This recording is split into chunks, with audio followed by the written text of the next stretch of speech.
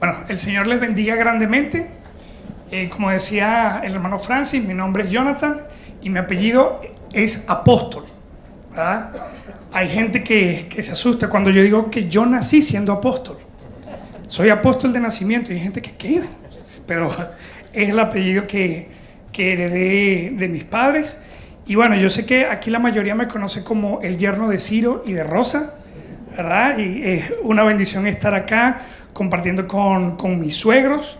Ellos querían que nosotros viniéramos este año a como de lugar, porque este año mi esposo y yo no hemos venido solos, hemos venido con Natalia, que por cierto hoy está cumpliendo 8 meses.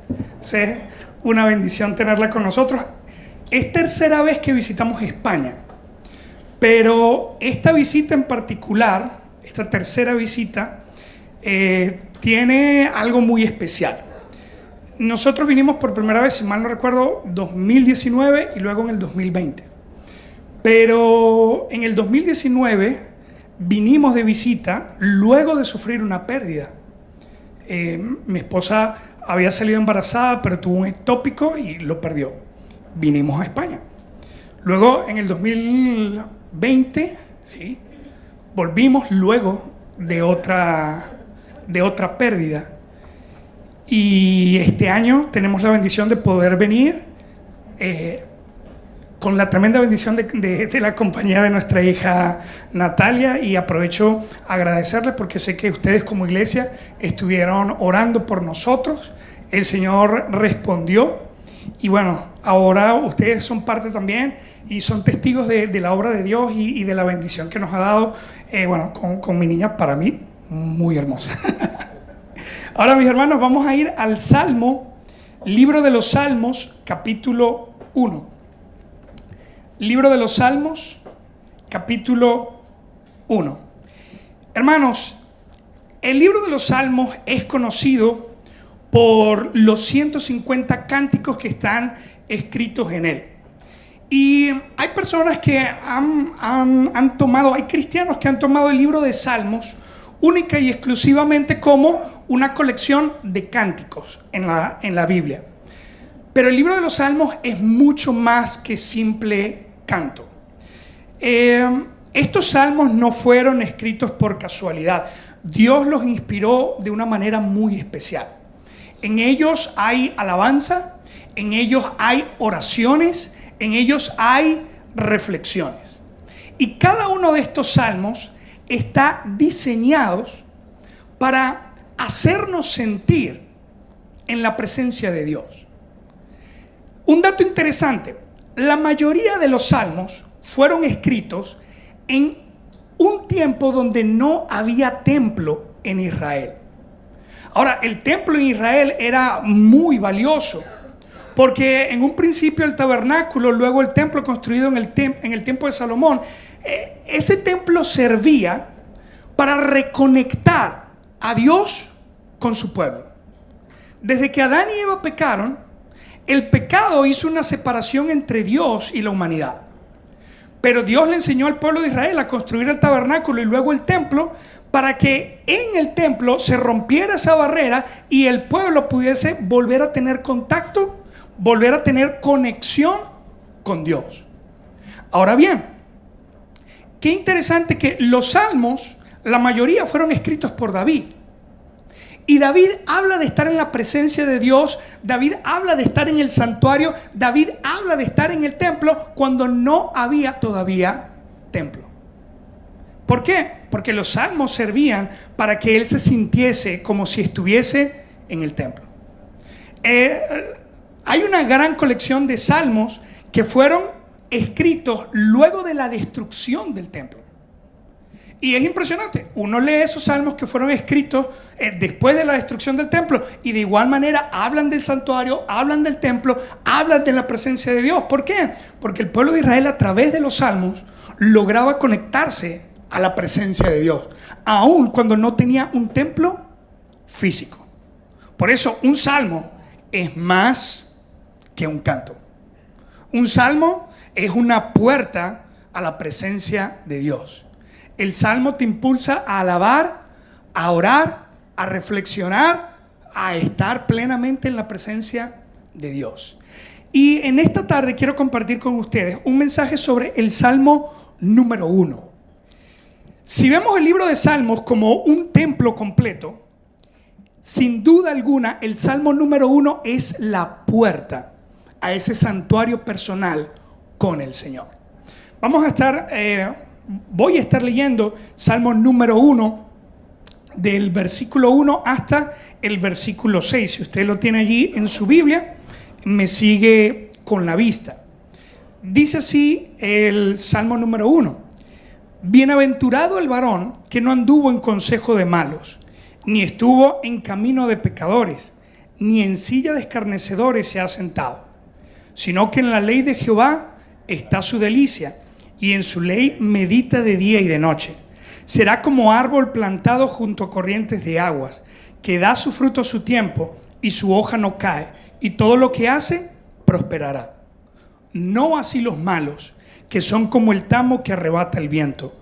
Por tanto, no se levantarán los malos en el juicio, ni los pecadores en la congregación de los justos, porque Jehová conoce el camino de los justos, mas la senda de los malos perecerá. Señor Dios y amado Padre Celestial, sea tu presencia, sea tu Espíritu, Señor, ministrándonos en este momento.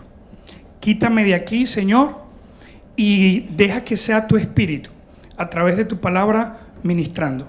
Ayúdame, Señor, para no ser de estorbo a mis hermanos. Sé tú tomando control de mis palabras, de mis gestos, de mis acciones, de todo lo que voy a hacer, Señor. Y ayúdame a compartir de manera eficaz el mensaje que tú quieres para tu iglesia. Te lo ruego, Señor, en nombre de Cristo Jesús. Amén. ¿Cómo comienza el libro de los Salmos? El libro de los Salmos empieza con este salmo que no fue escrito por David. De hecho, este es un salmo anónimo. Eso quiere decir que nadie sabe actualmente quién lo escribió. Pero cuando se reunieron todos los salmos, estoy seguro que el Espíritu guió al que recolectó todos los salmos y dijo: este salmo tiene que estar de primero. Este salmo tiene que estar al inicio. Porque este salmo nos dice la clave para entrar verdaderamente a la presencia de Dios. Versículo 1 dice: bienaventurado. Hermano, qué palabra tan poderosa. Bienaventurado. En hebreo es esher y se traduce como dichoso, feliz, alegre. Pero obviamente la palabra habla mucho más de simplemente estar alegre. Alguien que es bienaventurado es una persona que tiene alegría, es una persona que tiene dicha porque ve la bendición, ve el beneficio de Dios en su vida. De manera que cuando hablamos de bienaventurado, el mejor sinónimo para bienaventurado es bendecido. ¿Qué es una persona o quién es una persona bendecida? Alguien que experimenta en su vida el beneficio de parte de Dios. Hermanos, nosotros tenemos que aprender lo que significa ser bienaventurado. Porque, claro, la gente en la calle no dice bienaventurado, de repente dice bendecido. Pero hay gente que dice: tengo un coche nuevo, soy bendecido. Me compré un piso nuevo, soy bendecido. Tengo ropa nueva, soy bendecido. Pude viajar por toda Europa, soy bienaventurado. Cuando Dios llama a alguien bienaventurado, cuando Dios llama a alguien bendecido, no lo llama por sus posesiones, no lo llama por su estatus, no lo llama por su posición, lo llama bendecido por lo que Dios ha hecho en la vida de esa persona. El salmo comienza diciendo: bienaventurado el varón que no anduvo en el consejo de malos, ni estuvo en el camino de pecadores, ni en silla de escarnecedores se ha sentado. Aquí hay algo interesante. El salmista comienza hablando de bienaventurado. Pero antes de decirnos quién o qué es un bienaventurado, ¿qué es lo primero que el Salmo nos dice?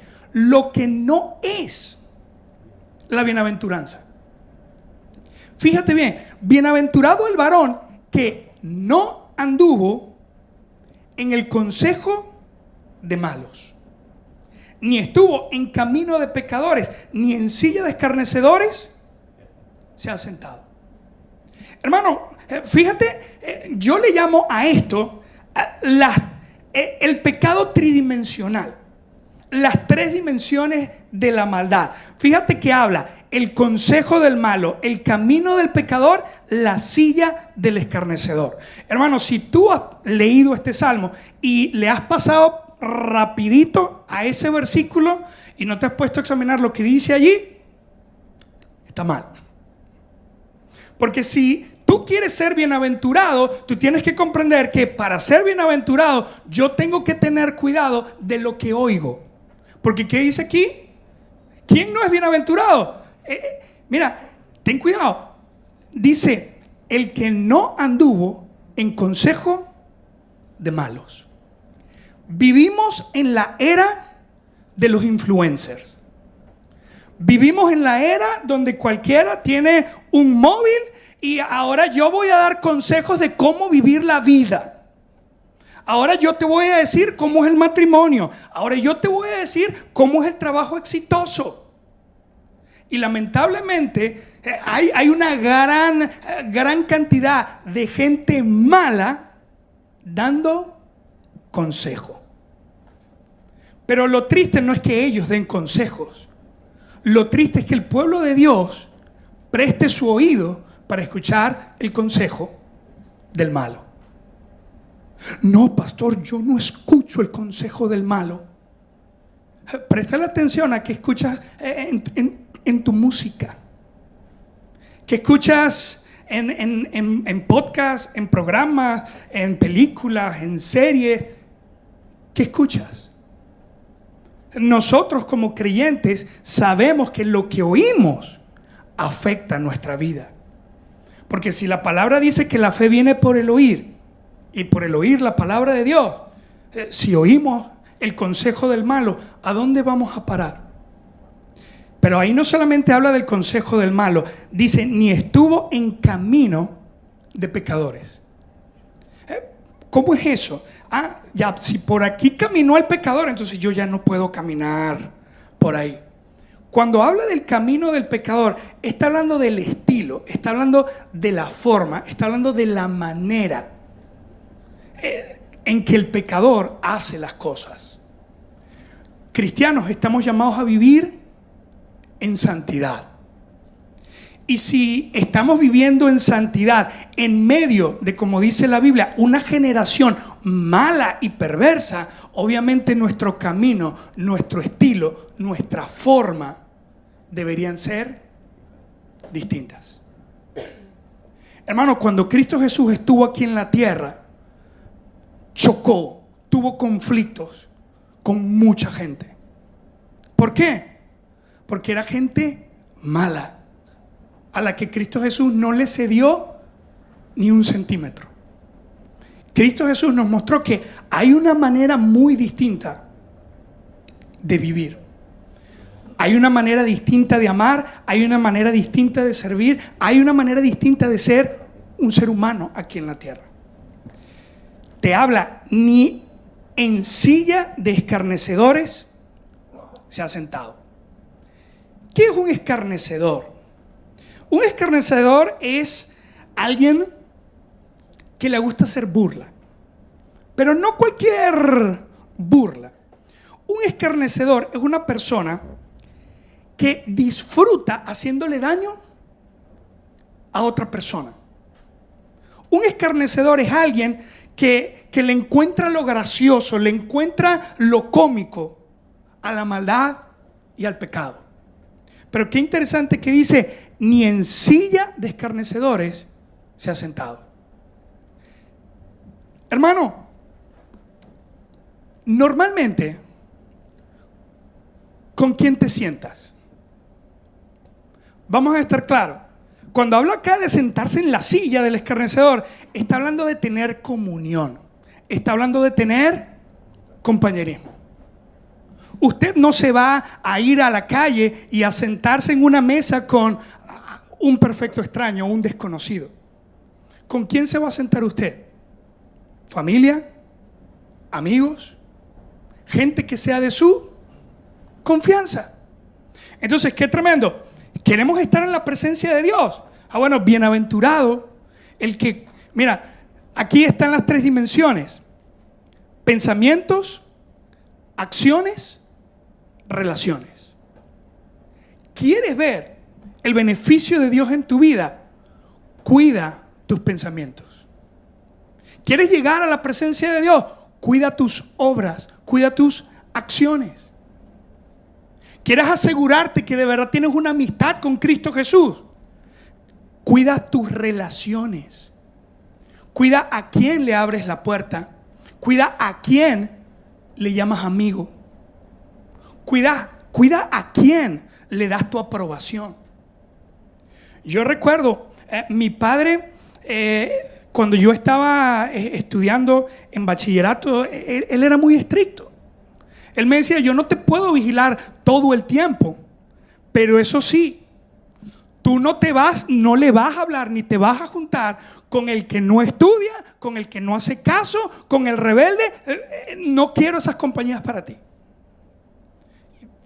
Yo decía: pero papá, no.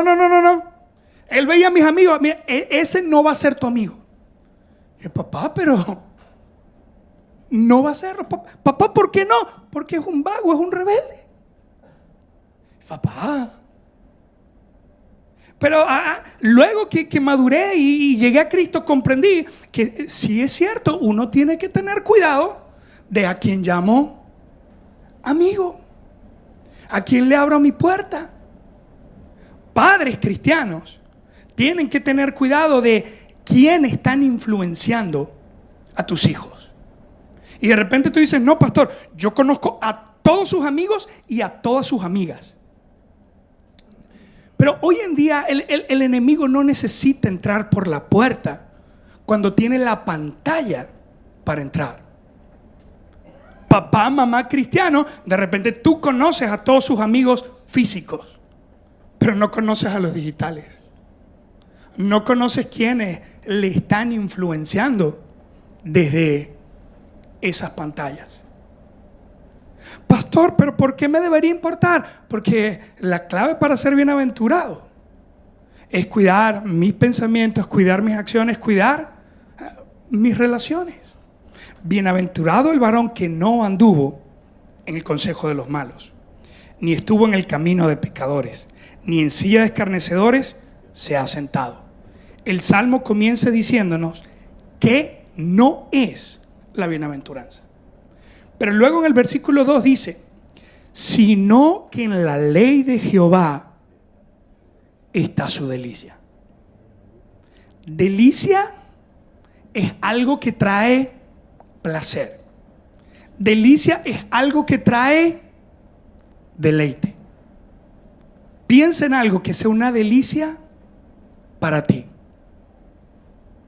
Si es de comida, el chocolate. Para mí una delicia, chocolate. Si es salado, una buena pizza. Delicia para mí. ¿Qué es una delicia para ti? Piénsalo allí.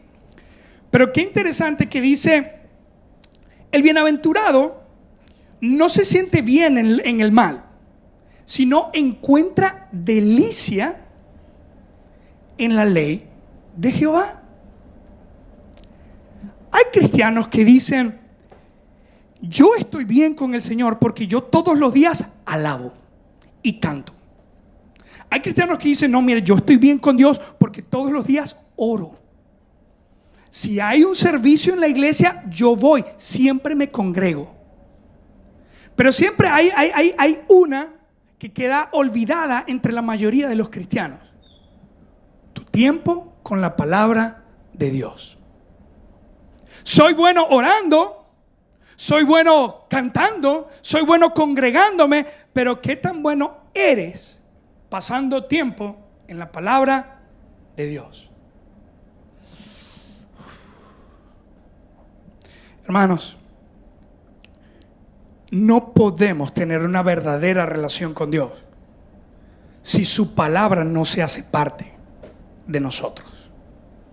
Hoy en día tenemos cristianos que quieren seguir a Cristo sin la enseñanza, los pensamientos, mandamientos y principios de Cristo. No se puede. Hay hermanos que, mira, sí, tienen mucha devoción en servicios, en actos, pero personal, en lo íntimo, no pasan tiempo en la palabra de Dios. Pastor, yo sí leo la Biblia. Hermano, no quiero desanimarte, pero en ninguna parte de la Biblia te mandan a leer la Biblia. Tú te das cuenta que aquí no dice, sino que en la ley de Jehová está su delicia, porque en su ley lee de día y de noche. ¿Te das cuenta que no se utiliza la palabra leer? Se utiliza la palabra meditar. Y no te agarres el cuento de la meditación esta, que voy a cerrar mis ojos, no voy a pensar en nada. Eso, no. Hermano, el mundo la hace al revés.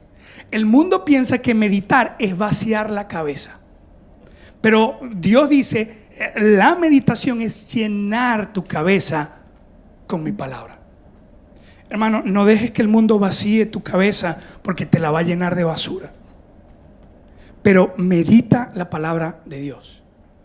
Meditar tiene que ver con algunos detalles sobre la meditación. La meditación tiene que ver con una lectura lenta. Hay cristianos que leen la Biblia como que esta Biblia se va a autodestruir en 5 segundos. No. La Biblia hay que leerlo lento. Porque si usted va muy rápido, se pierde en los detalles. Me da risa porque yo creo que toda la congregación de allá de mi iglesia en Coro, yo creo que todos en algún momento me han preguntado por Éxodo capítulo 4. Y todo el tiempo me preguntan, pastor, ¿cómo es eso que de repente van a matar al hijo de Moisés? Porque el capítulo 4 comienza hablando de Dios mandando a Moisés, Moisés, ve y haz mi voluntad. Y de repente dicen, mataré a tu hijo. Y si no prestaste atención, tú quedas, pues ya va, lo mandó y ahora le va a matar el hijo. Hermanos, si no prestas atención, estás leyendo sobre David y de repente estás leyendo y tenía una armadura y mató a Goliat de peña. ¿En qué momento lo mató? Hermano, préstale atención a los detalles. Lee despacio. No se puede meditar sin leer despacio. La gente que no medita te dice, David mató a Goliat con una piedra.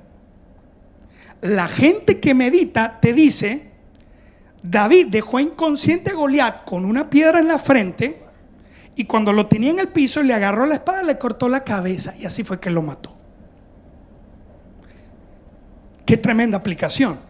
Si aplicamos eso a la lucha contra el pecado, ¿qué aprendes? De que no puedo estar dejando inconsciente a mi carne, a mi pecado. Tengo que cortarle la cabeza. Hermano, lea lentamente. La meditación implica también una reflexión.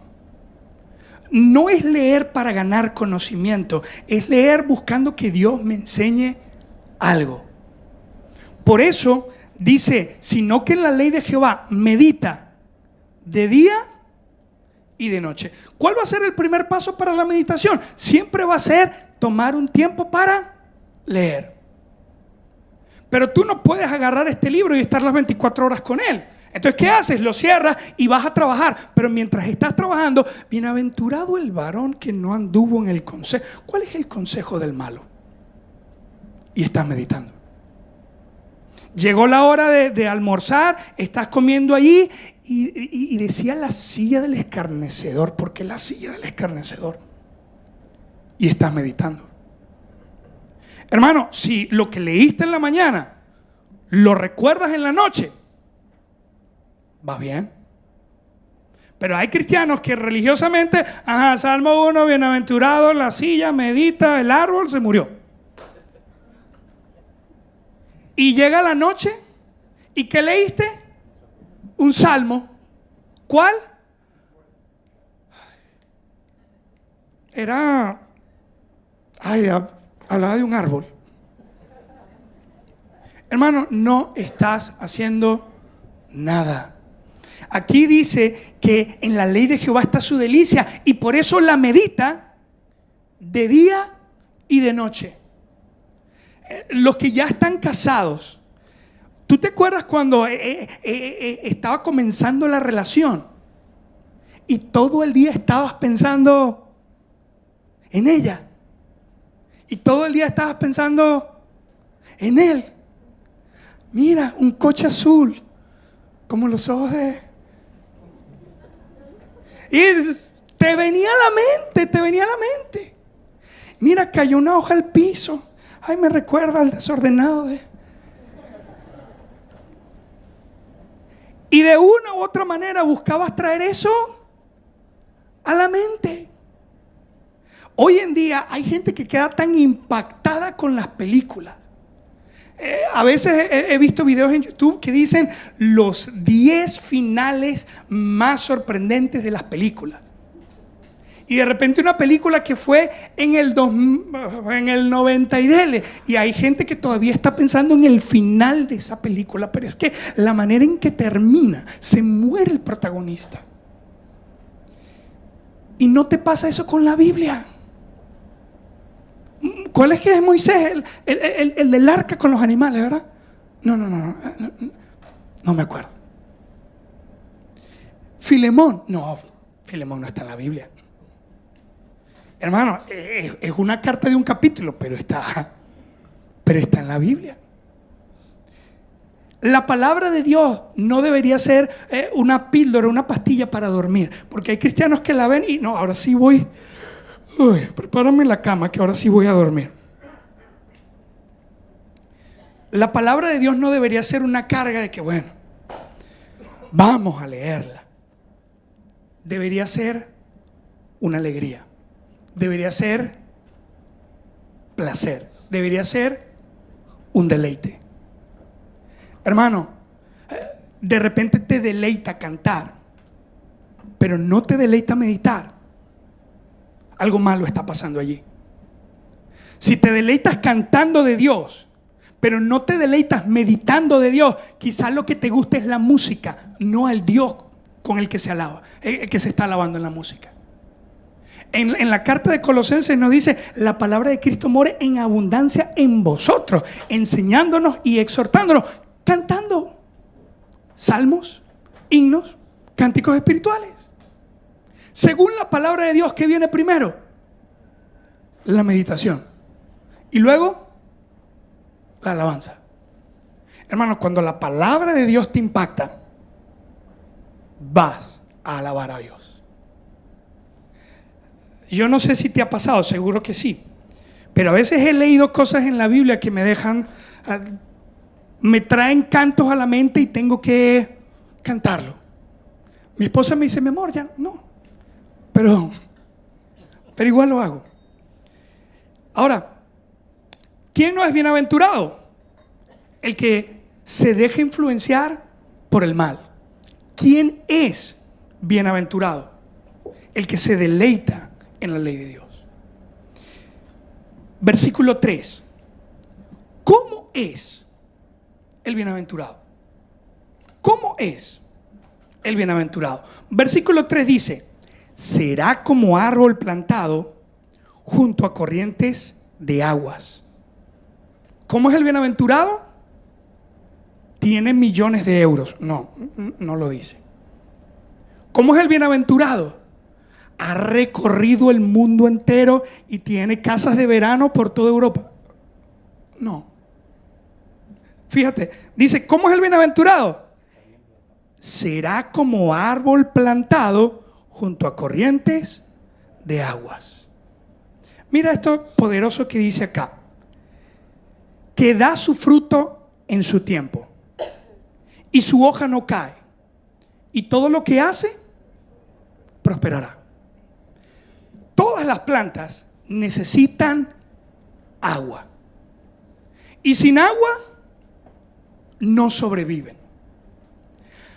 Hay plantas que pueden sobrevivir con muy poca agua. Hay plantas que necesitan cantidades muy grandes de agua. ¿Con qué compara Dios al bienaventurado? Con el árbol que está plantado junto a corrientes de agua. Tener un río cerca de las raíces hace que ese árbol constantemente esté recibiendo grandes cantidades de nutrientes. ¿Y qué producen los nutrientes? Hacen que el árbol crezca alto y ancho. Alimenta sus hojas, hace que produzca fruto, hace que ese árbol siempre esté fresco y lleno de vida. ¡Qué tremendo! ¿Quién es el bienaventurado? El que es como el árbol plantado junto a corrientes de agua. Hermano, quiero hacerte una pregunta. ¿Eres tú un árbol plantado junto a corrientes de agua? Entendemos con toda claridad que cuando habla de las corrientes de agua, ¿de quién están hablando? De Dios, Cristo Jesús. Él es la fuente de agua viva. Si Cristo es el río, ¿quién es el árbol? Deberíamos ser nosotros. Es fácil decir, yo soy el árbol que está plantado junto a corrientes de...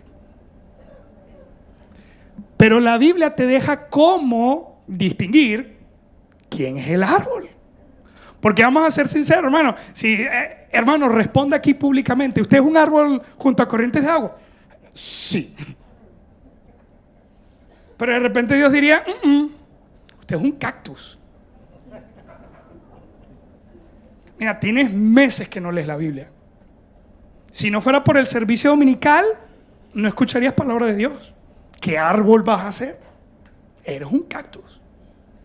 Hermano, qué peligroso. Hay cristianos que se acostumbran a vivir con poca agua de vida. ¿Quién es o cómo es el bienaventurado? Dice, da su fruto a su tiempo. Hermano, el fruto de un árbol es evidencia de madurez.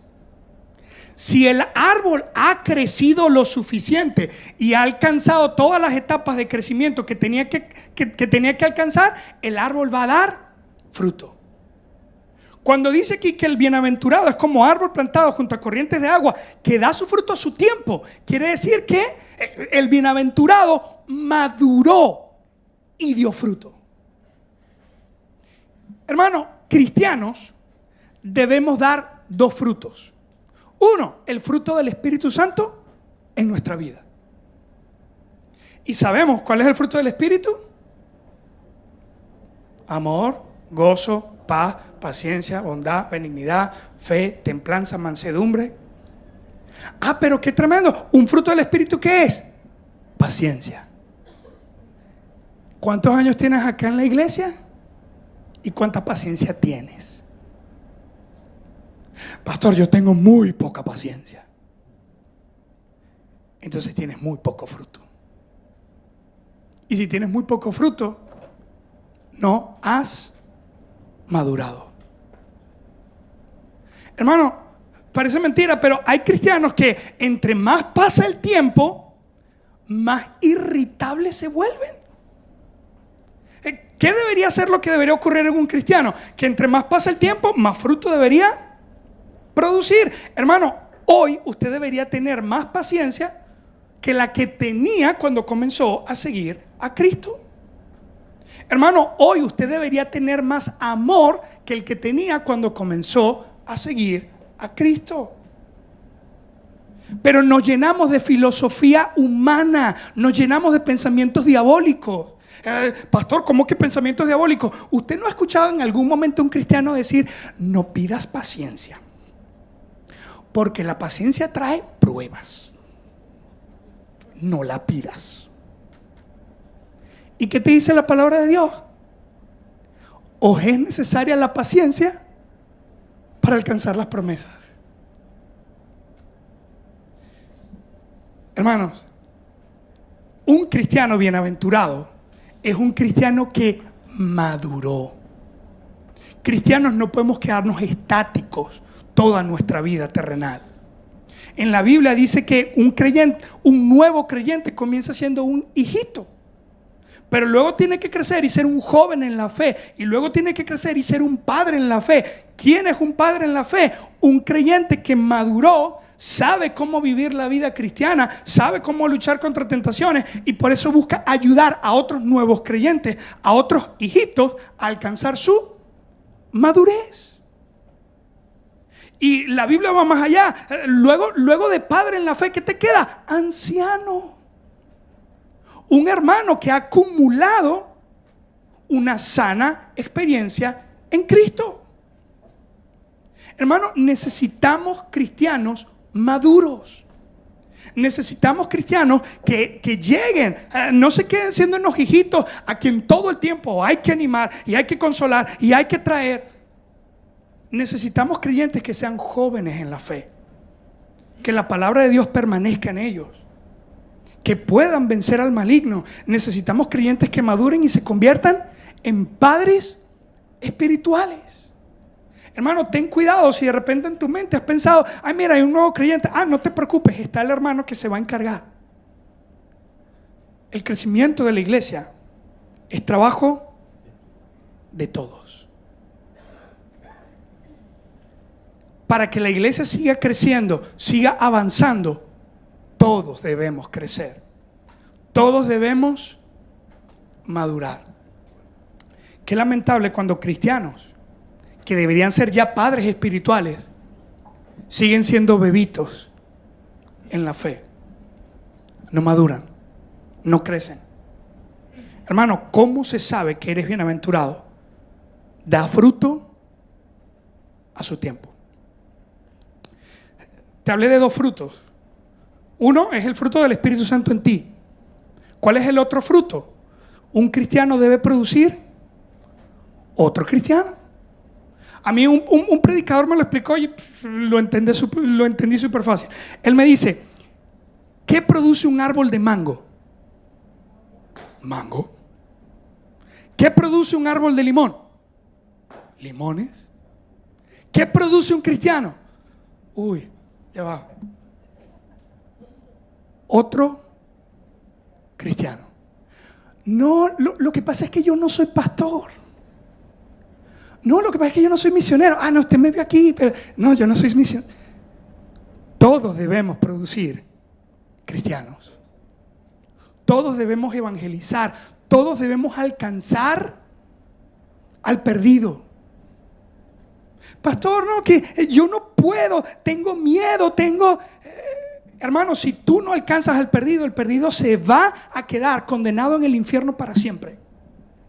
Si saber eso no apaga tu miedo, eres muy egoísta. No, que yo no tengo la capacidad. Hermano, en la Biblia tenemos la historia de la mujer samaritana. Recibió a Cristo y lo primero que hizo, ¿qué fue? Llamar a todo su pueblo, vengan, no sé mucho, pero lo poco que sé, se los comparto. Y gracias a esa mujer, toda Samaria conoció a Cristo Jesús. ¿Eres bienaventurado? Hazte esta simple pregunta. ¿Se ve el fruto del Espíritu en tu vida? ¿Has producido a otro cristiano? ¿A quién has traído a Cristo? No, pastor, no sé cómo predicar. Por lo menos has hecho el esfuerzo de traer a alguien a la iglesia para que escuche. No. ¿Y qué ocurre contigo? ¿No hay incrédulos a tu alrededor? ¿Todos son creyentes en donde tú estás? No, pastor, hay demasiados incrédulos y no has podido traer a uno. Será como árbol plantado junto a corrientes de agua, que da su fruto en su tiempo y su hoja no cae. Para mí esto de ver árboles perder sus hojas, para mí es algo nuevo. Porque yo vivo en Venezuela y justo en una ciudad costera, o sea, en el corazón del Caribe.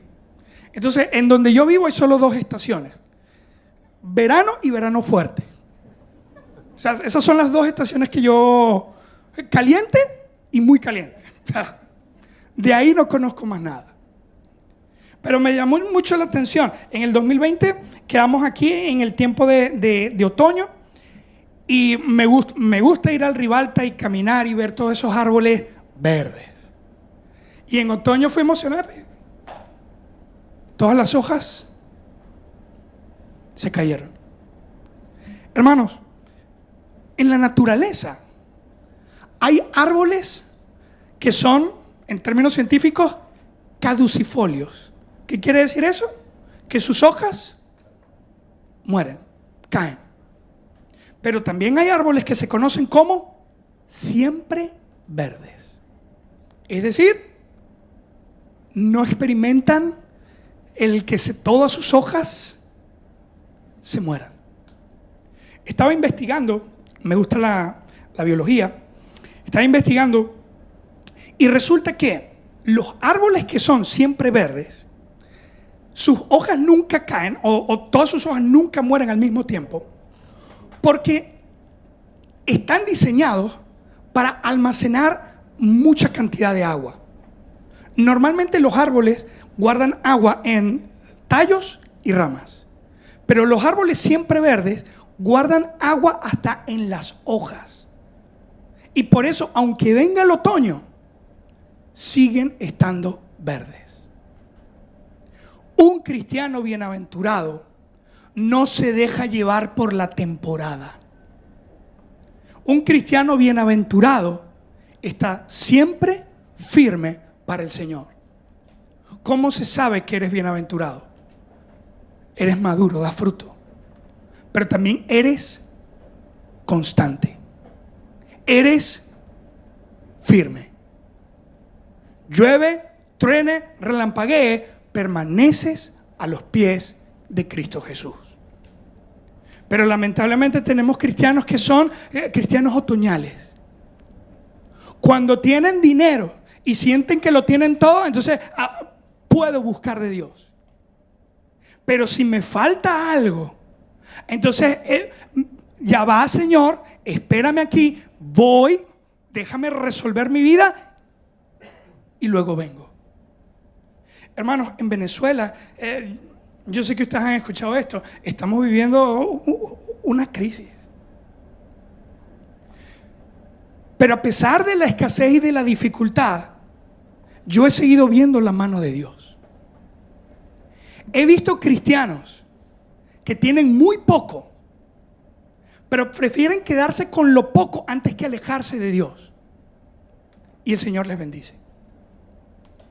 Pero he visto cristianos vender su vida espiritual por dinero. Y los he visto ser alcanzados por males y maldiciones.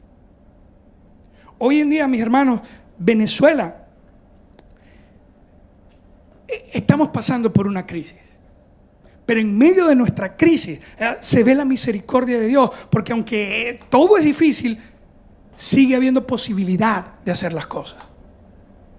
Pero hoy en día hay venezolanos que se han dejado presionar tanto por la situación económica que han decidido dejar a sus hijos, dejar a su esposa, irse a cruzar una selva en donde algunos han muerto, para llegar a Estados Unidos y ahora sí tengo para mi familia. Ajá, pero ahora que tienes para tu familia, ¿en dónde quedó tu familia? En Venezuela. ¿Y cuándo los vas a volver a ver? No sé. ¿Y cuándo vas a volver a estar con ellos? No lo sé, pero les voy a mandar dinero. Van a tener zapatos, van a tener ropa, van a tener celulares, van a tener móviles. La presencia de un padre vale más que el dinero. Que los hijos puedan ver un matrimonio cristiano firme y unido, vale más que cualquier cosa. Pero hoy en día, cristianos, hemos perdido el horizonte y creemos que bienes materiales es igual a bendición espiritual. ¿Cómo comienza el libro de los Salmos? Diciéndonos: el que se deleita en mi palabra, y mi palabra se hace parte de él, y lo hace crecer, y lo hace madurar, y hace que su hoja no caiga. Que cuando es fácil, que cuando es difícil, ahí está. Que cuando hay abundancia, cuando hay escasez, ahí está. Ese es el bienaventurado. Dice luego: y todo lo que hace prosperará. Ay, pastor, esa era la palabra que yo estaba esperando. Prospera, sí. Eso era lo que yo quería. Hermano, ponte a pensar. ¿Qué es prosperidad para Dios? ¿Sabes una cosa? La Biblia nos dice que José, hijo de Jacob, fue prosperado por Dios. Y él era gobernador en Egipto. Pero la prosperidad no se veía por su posición. La prosperidad de la que Dios habla con José era que cuando José hacía algo, la gente decía: Dios está con él. Escúchame, la prosperidad de José, el gobernador de Egipto, nunca fue que llegó a ser gobernador de Egipto, segundo en el imperio. No. ¿Cuál era la prosperidad? Que la gente podía decir: Dios está con él. Él comienza a hacer algo y Dios le acompaña. Hermanos, cuando habla acá de prosperidad dice: será efectivo. La palabra en hebreo lo que busca transmitir es funcionalidad. Hermano, ¿cómo se sabe que estás prosperando? Si tú estás casado y en tu matrimonio hay armonía, estás prosperando. Hay matrimonios cristianos que tienen una guerra campal en su casa y luego vienen a la iglesia y Dios te bendiga, y Dios te bendiga. Dame la mano. Que me des la mano. Ay, ¿cómo estás? No, aquí estamos en bendición. Nos vamos de vacaciones en este momento. Eso no es. Escúchame bien. Si en tu hogar, como hombre, tu familia puede decir de ti, no, si tu esposa puede decir: mi esposo es un hombre sabio, que tiene el carácter de Cristo y sigue la dirección de Dios, prosperaste. Si tu esposo, hermana, puede decir de ti: mi esposa ella es afable, mi esposa ella es sumisa, mi esposa ella es sujeta. Ya están las hermanas: ¿quién se va a sujetar? ¿Sometida a quién? Sí, porque vivimos en una sociedad que tiene una guerra de machismo, feminismo. En la iglesia no hay machistas ni hay feministas. En la iglesia hay hombres que entienden que ser cabeza de hogar significa servir a mi familia, no ponerme por encima de ellos. En la iglesia no hay feministas. En la iglesia hay mujeres que entienden: Dios me ha llamado a ser ayuda idónea. Pero esas son palabras que en nuestra sociedad hoy en día se escuchan feo. Una mujer sujeta, la esclava. No, es lo que dice la Biblia. La familia no es invento de gobiernos, de políticos. La familia es invención de Dios. Él sabe cómo funciona. Y si Dios le dice al hombre: ama a tu mujer, y a la mujer le dice: respeta a tu esposo, a tu hombre, deberíamos hacerle caso. Hermanos, ¿cómo se sabe que somos prósperos? cuando nuestros hijos están creciendo con una fe no fingida. Cuando nuestros hijos son obedientes no a mi ojo, porque hay hijos que obedecen cuando el ojo los está mirando. Somos prósperos cuando nuestros hijos obedecen y temen al Señor, aun cuando no les estamos viendo. Si estás creciendo en santidad, tienes prosperidad. Si puedes ver lo que Dios quiere hacer contigo, estás prosperando. Hermano, qué bendición, cristianos que pueden decir: yo entiendo que Dios quiere usarme para alcanzar a mi comunidad. Yo entiendo que Dios quiere que yo le predique a mi familia, le predique a mi vecino, le predique a mi compañero de trabajo. Hermano, estás prosperando. Cuando tú puedes entender, Dios me está llamando a servirle de esta manera en particular.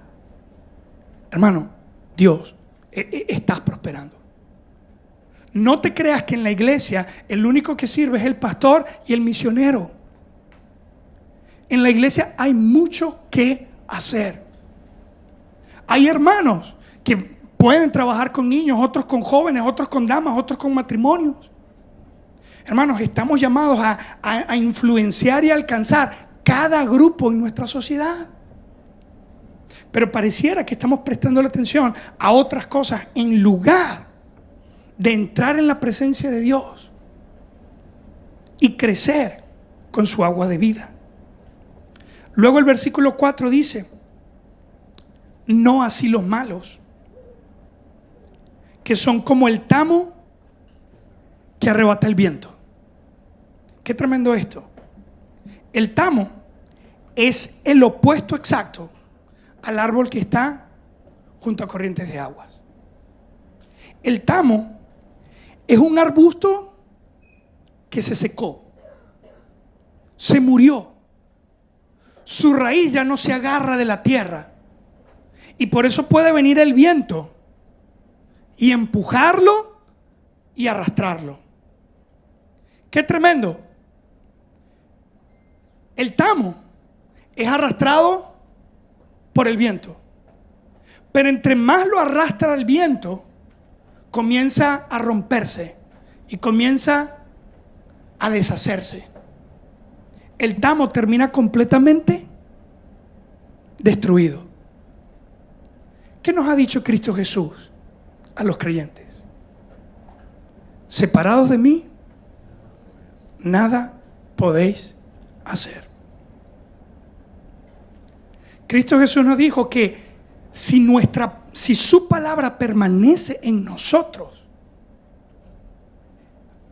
vamos a tener la vida abundante. Hermano, necesitamos tiempo de calidad con la palabra de Dios. Necesitamos intimidad con la palabra de Dios. Necesitamos esa sed, esa hambre por conocer los grandes y hermosos tesoros que hay en ella. De repente, usted me puede decir: pastor, yo he intentado leerla, pero hay cosas que son difíciles. Cuando llegué a Abraham, eso que agarraron a la sierva y lo que le hicieron, no entendí. Pastor, llegué a Levítico y que mataban un animal y le agarraban la sangre, no entendí. De repente usted dice: no, pastor, yo llegué a Reyes, entonces pusieron a un rey y mataron al otro y no entendí, me quedé leyendo Mateo. No, yo leo los evangelios porque esos son los que yo entiendo. Hermano, necesitas conocer toda la palabra de Dios. No le tengas miedo a la Biblia. Ciertamente hay cosas que no se entienden con tanta facilidad, pero para eso existe la iglesia. Hermano, la Biblia no fue diseñada para estudiarla de forma individual. La Biblia fue diseñada para ser estudiada en comunidad. Cristo Jesús enseñó todo a sus apóstoles. Luego sus apóstoles enseñaron todo a sus discípulos. No fue que los apóstoles aprendieron solos, aprendieron porque Cristo Jesús les dijo todo. Y luego que ellos aprendieron todo, ¿qué hicieron ellos? Compartirlo todo. Hermano, yo doy gracias a Dios que cuando llegué a la iglesia, Mira, yo era Pepito Preguntón. ¿Y qué es esto? ¿Y qué es esto? ¿Y qué es esto? Y doy gracias a Dios por hermanos con amor y paciencia que me respondieron mis preguntas y me enseñaron a estudiar Biblia. Si se te ha hecho difícil, solo, pide ayuda. Mira, qué bendición que hubiese un grupo de hermanos humildes que pudiera reconocer, mira, yo tengo tiempo intentando leer la Biblia, pero no la entiendo. Qué bendición sería armar un grupo. Mira, vamos a armar un grupo de estudio de la Biblia. ¿No sería eso una bendición? Esperaba un amén, pero no importa. Hermanos, dice, no así los malos, son como el tamo que arrebata el viento. Por tanto, no se levantarán los malos en el juicio, ni los pecadores en la congregación de los justos, porque Jehová conoce el camino de los justos, mas la senda de los malos perecerá. En este mundo tenemos dos opciones: ser influenciado por el consejo del malo, el camino del pecador, la silla del escarnecedor, o ser completamente influenciado por la ley de Dios. Si elegimos ser influenciados por la ley de Dios, Él nos va a convertir en árboles que siempre van a estar verdes y van a dar fruto a su tiempo. Su hoja no va a caer y todo lo que van a hacer va a prosperar. Hermano, busca un verdadero matrimonio cristiano. Busca una paternidad cristiana. Busca ser un trabajador, un empleado que en su trabajo da gloria al Señor. Que seas un vecino, que tu vecino te ve y dice, mira, ¿a dónde vas tú los domingos? Yo quiero ir porque yo veo que hay algo en ti que no tengo. Yo te veo una alegría, te veo un gozo, te veo... Hermano, no seas todos esos cristianos que cuando vienen a la iglesia vienen con esa cara de... Entonces el vecino te ve y ¿a dónde vas, vecino? A la iglesia. Hermano, deleítate en la palabra de Dios. Porque si te dejas arrastrar por este mundo, su filosofía y su pensamiento te va a destruir. Hermano, la Biblia nos dice que el mal va a quedar para siempre.